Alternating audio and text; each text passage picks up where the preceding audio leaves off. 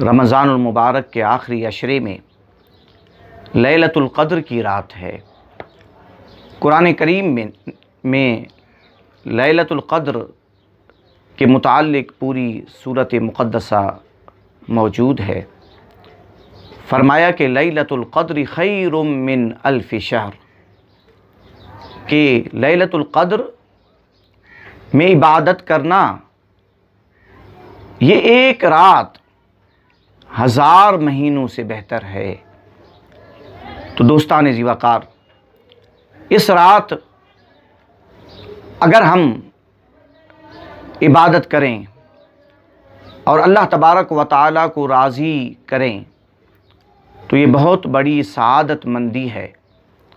اور دنیا و آخرت کی بھلائی اس میں موجود ہے۔ لیلۃ القدر کو پانے کا آسان طریقہ علماء فرماتے ہیں کہ یہ ہے کہ آخری عشرے کی تمام راتوں میں، بالخصوص طاق راتوں میں، مغرب کی نماز جماعت کے ساتھ ادا کرے، اور اس کے بعد اوابین کے 6 نوافل ادا کرے، اور سورہ ملک شریف کی تلاوت کرے یا تلاوت سنے، اور سورہ قدر شریف کو بھی پڑھ لے، عشاء کی نماز کو جماعت کے ساتھ ادا کرے، اور معمول کے مطابق تراویح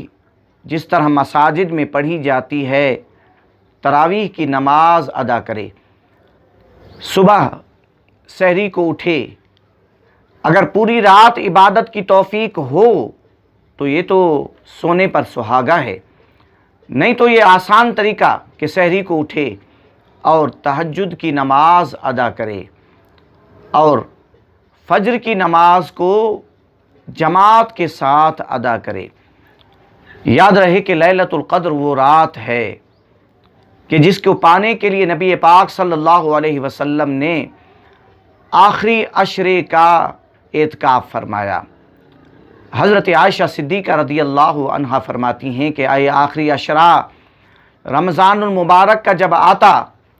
نبی پاک صلی اللہ علیہ وسلم اشد میزرہ، کہ آپ صلی اللہ علیہ وسلم اپنی تہ بند کو کس لیا کرتے تھے، یعنی آپ صلی اللہ علیہ وسلم کثرت کے ساتھ عبادت کرتے اور اپنے گھر والوں سے الگ رہتے، وَأَحْيَا لَيْلَهُ، اور ساری رات عبادت کرتے، وَأَيْقَظَ أَهْلَهُ، اور نبی پاک صلی اللہ علیہ وسلم اپنے گھر والوں کو بھی بیدار فرمایا کرتے۔ تو جتنا ممکن ہو سکے ہم نبی پاک صلی اللہ علیہ وسلم کی سنت مقدسہ یعنی